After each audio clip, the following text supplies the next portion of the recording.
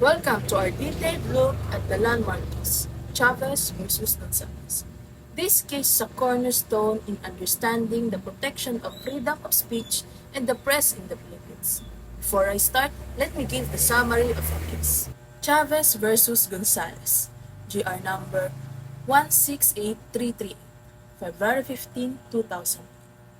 Is a pivotal case in the Philippines concerning the protection of freedom of speech and the press.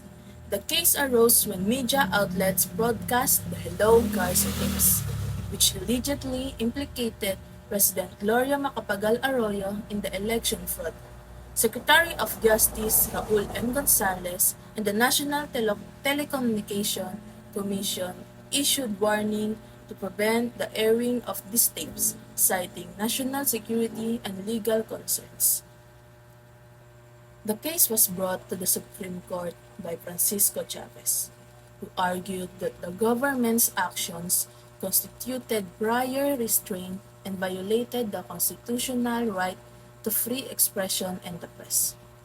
The Supreme Court ruled in favor of Chaves, declaring the warnings unconstitutional, and the court emphasized that freedom of press is a cornerstone of democracy and that prior restraint is generally impermissible. This ruling underscored the judiciary role in protecting constitutional rights and reinforced the essential role of the media in ensuring government transparency and accountability.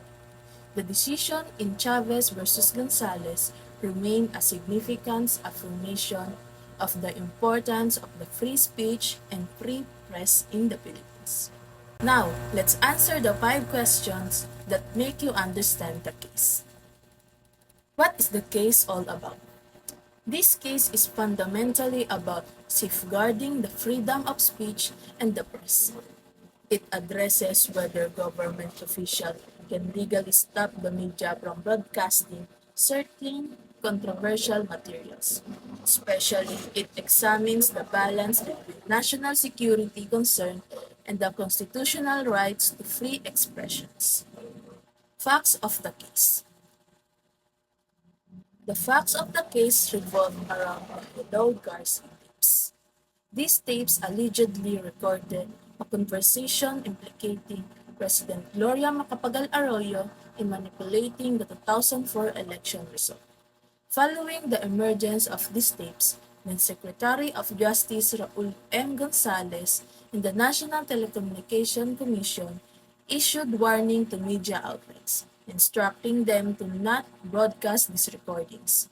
They argued that airing the tapes would violate law against wiretapping and potentially destabilize the government.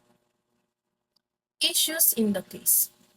The central issue in this case is whether the warnings issued by Secretary Gonzales and the NTC constituted a violation of the constitutional right to freedom of expression and the press.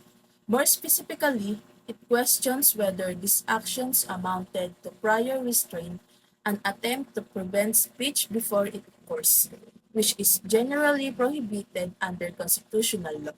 Supreme Court ruling. The Supreme Court ruled decisively in favor of freedom of the press.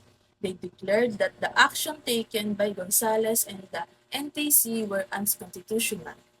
The court emphasized that freedom of expression is a cornerstone of democracy and cannot be suppressed by prior restraint. The ruling underscored that such freedom are essential for ensuring government transparency and accountability. By preventing the airing of the Hello Garcia tapes, the government officials were unlawfully restricting the media's role in informing the public. Takeaways from the case. From this case, there are several important takeaways. Number 1. Protection of free speech. The case reaffirms the vital importance of protecting freedom of expression against government overreach. Number 2. Role of judiciary. It highlights the judiciary role in upholding constitutional right and acting as a check on other branches of government. Number 3, prior restraint. It clarifies that prior restraint or the prevention of speech before it occurs is generally unconstitutional except in very rare and specific circumstances. And the last one, media's role in democracy. The decision underscores the essential role of the media in democratic society, serving as a watchdog and a conduit for information. Thank you for watching our in-depth analysis of Chaves versus Gonzales. This case is a powerful reminder of the need to protect our fundamental freedoms. Stay informed, stay engaged, and continue to uphold the principle of democracy.